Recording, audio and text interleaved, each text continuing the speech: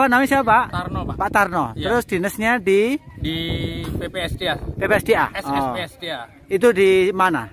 Di Direktorat Ditjen SDA. Oh, SDA pusat ya. Ya. Bapak apa yang Bapak ketahui tentang Waduk Gajah Mungkur ini, Pak? Waduk Gajah Mungkur ini dibangun mulai tahun 75 sampai kurang lebih tahun 80. Waktu itu menterinya Pak Purnomo Sidi. Waduk ini yang manfaat waduk ini adalah untuk masyarakat Solo, Sukoharjo, Kabupaten Sragen, dan sampai ke Bojonegoro. Jauh ya? Iya. Oh, iya. Terima kasih. Apa harapan Bapak untuk kedepannya setelah pensiun ini kepada generasi lanjut PU? Ya, harapan saya waduk ini dipelihara sampai bermanfaat bagi masyarakat di sekitar Wonogiri. Oke, makasih. Pak, namanya siapa, Pak? Sumartono. Pak Sumartono, dinasnya di Dirjen SDA. apa yang Bapak ketahui tentang waduk ini, Gajah Mungkur nih, Pak? Waduk Gajah Mungkur ini merupakan tampungan air untuk mengendalikan banjir daerah Bengawan Solo. Terus apa harapan ke depan untuk generasi PU, generasi pelanjut setelah Bapak pensiun nih, teman-teman pensiun nih? Dari patung bedol desa ini kita mengambil pengalaman dan semangat mereka untuk hijrah dari daerah Genangan ini ke daerah transmigrasi di daerah Sumatera, sebar seluruh Indonesia. Oke. Terima kasih. Dengan siapa ini, Pak? Ya, saya Mirza. Pak Mirza, dinasnya iya. di? Saya di Ditjen SDA.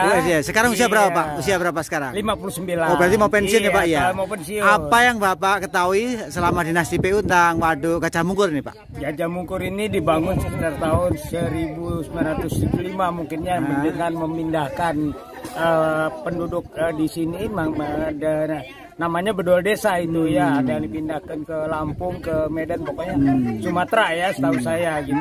Nah, ini waduk ini airnya berfungsi, yang merasakan fungsinya itu terutama untuk Solo, daerah Solo, Sragen ya, dan Sukoharjo gitu ya. Dan waduk ini tentunya multifungsi di sini ya. Ini selain untuk pengendalian banjir, untuk air baku juga untuk mengairi air citanya untuk irigasi gitu ya. Oke, terima. Yang terakhir, apa nasihat untuk generasi PUPR ke depan yang anak-anak muda baru masuk atau mungkin setelah Bapak pensiun? Ya. Dan juga pesan untuk masyarakat sekitar sini? Ya, saya rasa untuk masyarakat sekitar sini mari kita jaga area kebersihan dan lingkungannya ya, supaya keberlangsungan fungsi dari waduk ini bisa dapat dinikmati oleh anak cucu kita ke sana. Untuk anak-anak muda ya, teman-teman adik-adik yang baru masuk ini, terutama dengan adanya teknologi industri 4.0 itu hendaknya gitu ya, dengan zaman digital ini hendaknya itu ikut menginput juga bagaimana teknologi informasi zaman sekarang ini untuk memelihara dan membangun waduk, mungkin juga untuk mendetek, apalagi kalau waduk itu berada di daerah sesar gitu, untuk menghindari gempa, bagaimana itu diharuskan dia harus untuk memakai teknologi apakah itu untuk mendeteksi gempa, apakah itu untuk mendeteksi geser dan longsor. Nah, itu perlu dikaitkan dengan industri saat ini. Terima kasih. Terima kasih, Pak. Pak Muhammad Istighfar. Pak Muhammad itu sekarang dinas di mana, Pak? Di Palu, Pak. Oh, di Palu. Sekarang usianya? Usia 57 tahun. Oh, menjelang pensiun berarti ya. Apa yang Bapak ketahui tentang bendungan ini, Pak? Dan manfaatnya tentunya.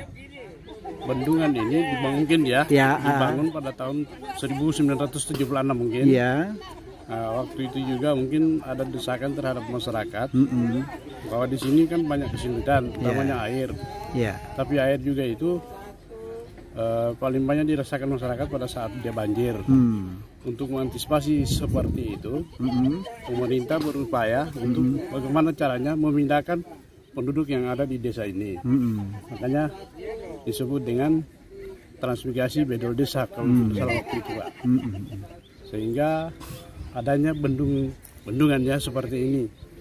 dia berfungsi sebagai bendungan serbaguna. Sebagian untuk lahan pertanian, sebagian untuk masyarakat, dan masih banyak tujuan yang lainnya, Pak. Oke, terakhir, apa nasihat untuk anak-anak muda PUPR, generasi penerus setelah Bapak pensiun, dan nasihat untuk masyarakat sini tentunya ya? Silahkan. Berupaya bagaimana caranya kita menjaga daripada kelestarian bangunan yang ada, sarana yang ada, karena ini perlu kelanjutan untuk demi kebutuhan kita untuk selama-lamanya lah untuk Terima kasih Pak. Bapak siapa, dengan siapa nih Pak? Lepasin dulu ya. Dengan Pak Warsito. Pak Warsito, dinas di BPWS Berantas. Oh, di Berantas. Sekarang usianya 58. Oh, berarti persiapan pensiun ya. Apa yang Bapak ketahui tentang bendungan Gajah Mungkur nih Pak? Gajah Mungkur, kalau kita melihat masih ada kekurangan. Apa masukannya? Atau kedepannya seperti apa ini harapannya? Harapannya masih pemeliharaannya yang kurang. Pemeliharaan ya. Pemeliharaan kurang. Nah, sementara untuk nasihat apa ya, setelah Bapak pensiun kan ada teman-teman yang baru nih. Apa nasihatnya untuk pegawai PUPR ke depan nih tentang terkait bendungan Gajah Mungkur nih? Ya harus bersemangat mencari celah untuk memperbaiki kekurangan-kekurangan yang ada, yang ditinggalkan oleh sesepuh-sesepuh kita. Dan terakhir, nasihat untuk masyarakat sekitar sini yang menjaga, merawat, dan memanfaatkannya. Apa nasihatnya? Ya harus gini ya, yang punya lapak-lapak itu mungkin dari pihak pemerintah bisa menata dengan baik. Jadi tidak hanya semrawut, tidak tertata dengan baik. Jadi semuanya nanti kalau ada yang wisata kan ada MCK, ada seterusnya lah. Jadi kalau yang kesini biar gimana ya, tidak ini dalam arti tidak kesulitan lah untuk makan dan sebagainya. Oke, terima kasih Pak. Saya Waskito. Pak Waskito ya. Teman-teman manggil Mas Soni nggih? Ya, Mas Soni itu dinasnya di mana sebenarnya? Saya sekarang di BP2 Jawa Timur. Itu kantornya di? Kantornya di Bukit Darmo 1. Oh, di Darmo. Iya. Terus usia berapa sekarang? Sekarang masih 57. 57. Ya, tahun depan September. Pensiunnya. Ya. Luar biasa nih. Tapi ngomong-ngomong, tadi katanya kan dari konstruksi, apa hal-hal terkait konstruksi dengan bendungan ini yang bisa disampaikan? Silahkan. Karena memang masalah SDA ini saya melihat memang sudah bagus. Cuma memang betul pemeliharaan terutama secara visual biar kelihatan lebih rapi, karena ini juga jadi destinasi wisata.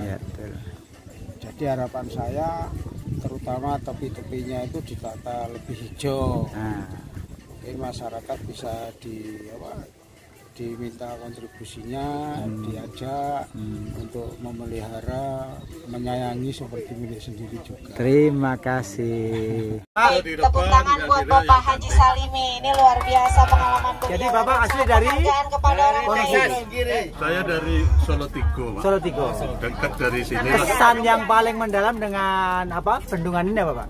Bendungan ini sangat bermanfaat untuk air bersih di kota Solo, pengendali banjir Bengawan Solo yang di musim kemarau tak seberapa airmu, tapi ketika musim hujan meluap sampai kemana-mana.